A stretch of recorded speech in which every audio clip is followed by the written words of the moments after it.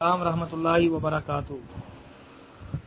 جی محترم بھائی نے پوچھا ہے کیا امام ابو حنیفہ تابعی تھے اور امام مالک ابو حنیفہ کے شاگرد ہیں؟ محترم بھائی، ابو حنیفہ کا تابعی ہونا ثابت نہیں ہے۔ جس نے بھی کہا کہ امام ابو حنیفہ تابعی ہیں اس نے یہ بات غلط کی ہے، اس کی بات جہالت پر مبنی ہے۔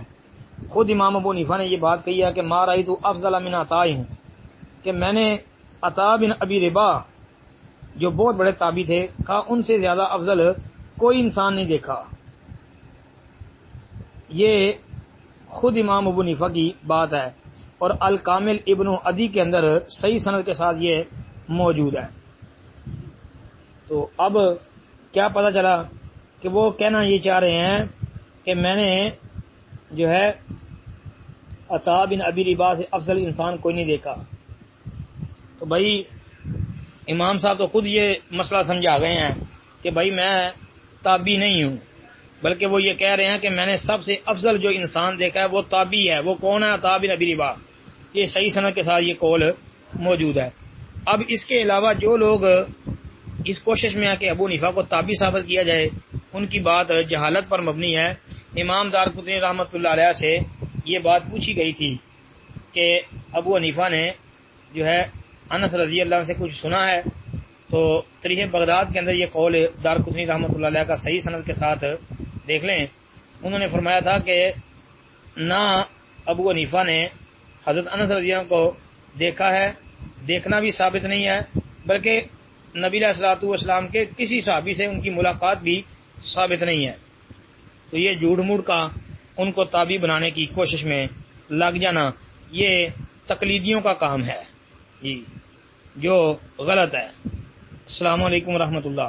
اب باقی دوسری بات بھائی آپ کی کہ امام مالک رحمۃ اللہ علیہ جو ہیں وہ ابو حنیفہ کے شاگرد ہیں، تو یہ بھائی آپ اسماء الرجال کی کتاب جن میں ان کے حالات لکھے ہیں ادھر سے پڑھ لیں۔ امام صاحب کے، امام مالک کے شاگرد، امام مالک کے استاد لکھے ہوتے ہیں کتابوں کے اندر، راوی کے استادوں کا اور شاگردوں کا ذکر ہوتا ہے، تو امام مالک کے شاگردوں کا، امام مالک کے استادوں کا تذکرہ پڑھ لیں تو دیکھ لیں۔